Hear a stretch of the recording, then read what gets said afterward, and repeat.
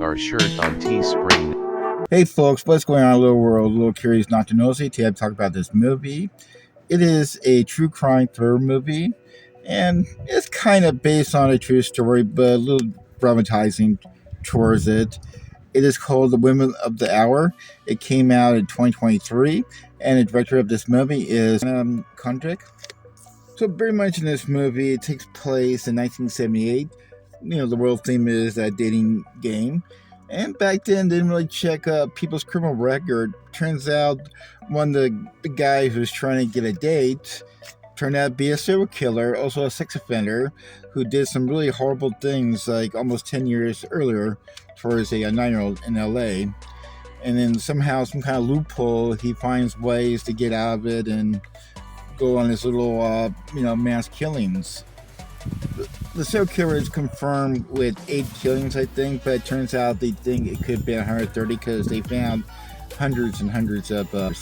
It's pretty much he does, he'll take pictures of women, take them to these faraway places, and do bad things to them. But somehow he got into his game show and looking for a date. And during the thing, what happened was they induced the one lady who's trying to be a contestant. She's actress. She's trying to find roles, and for some reason, her manager said, "Hey, it's a gig for you, but it's free. You just go on this dating game. Who knows? You no matter what happens, you'll win. You get a free trip going somewhere." And she shows up. They kind of show you the back scenes, what's going on.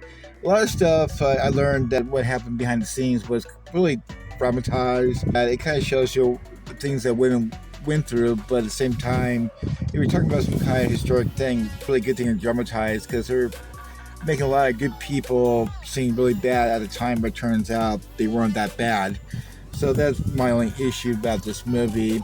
So what happens during the whole thing, they kind of do a little day before or a week before she went to they showed what kind of life she had. The struggle, she's about to give up, and this thing happens.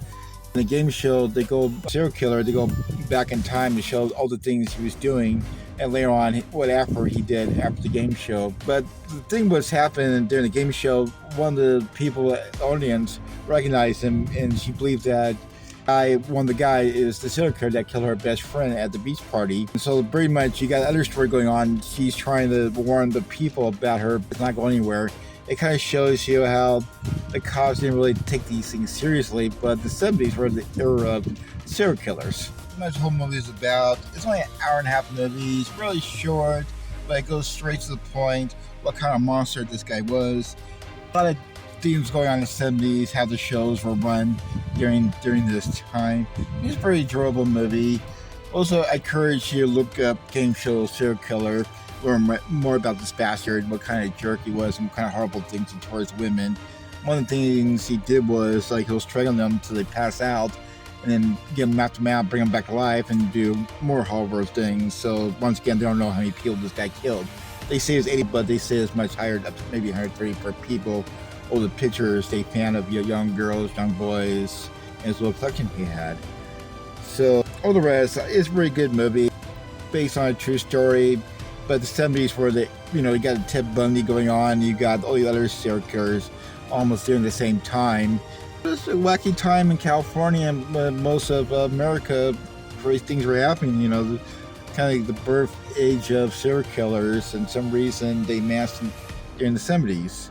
So let me know you like and subscribe. Maybe do better next time. Thanks for watching.